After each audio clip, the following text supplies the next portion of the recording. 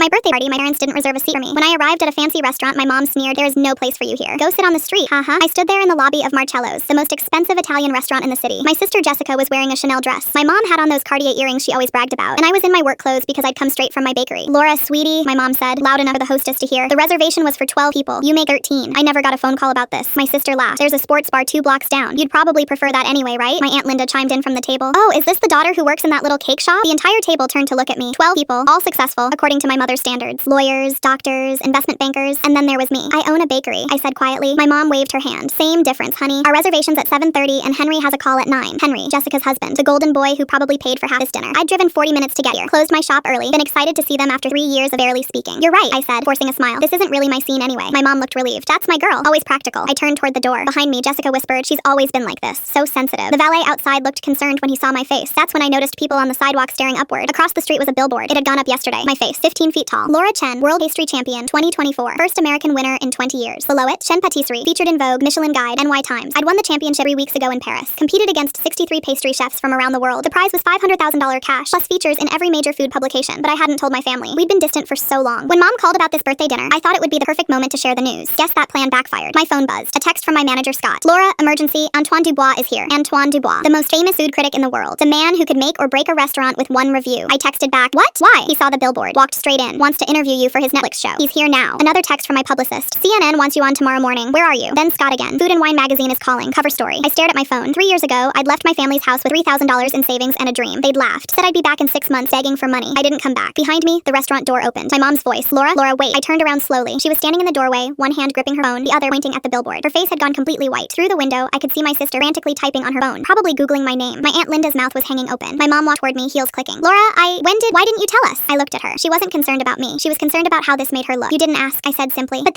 you won $500,000? Her voice cracked. She must have looked it up already. My phone rang. Scott again. "Laura, where are you? Dubois is getting impatient and there's a line forming outside." "I'm 3 blocks away," I said. "I'll be there in 5 minutes." My mom grabbed my arm. "Laura, please, let's talk. Come back inside. We can make room. We'll pull up a chair." Behind her, my sister appeared, then my aunt, then Uncle Robert. All of them staring at the billboard like they'd seen a ghost. Jessica's voice was small. "You're on a billboard? I have to go," I said, pulling my arm free. "I have a restaurant to run." "Restaurant?" My mom's voice went up an octave. "You said bakery? Patisserie," I corrected, "with a Michelin recommendation. You'd know that if you'd visited even once in 3 years." I started walking. My phone wouldn't stop buzzing. CNN, BBC, Good Morning America. Behind me, my mother's heels clicked faster, trying to keep up. Laura, please, we made a mistake. Come back inside. We'll celebrate properly." I didn't turn around. At the corner, I glanced back one time. My entire family was standing on the sidewalk now, all 12 of them, staring at the billboard. My mom was still calling my name. The light changed. I crossed the street toward my bakery, where the line was wrapped around the block, where Antoine Dubois was waiting. For my real family, my staff, were probably panicking. My phone rang again. My mother. I sent it to voicemail. Then I texted Scott. "On my way, tell Dubois I'm bringing him my championship dessert, the one that won me $500,000, the one my mother would never taste."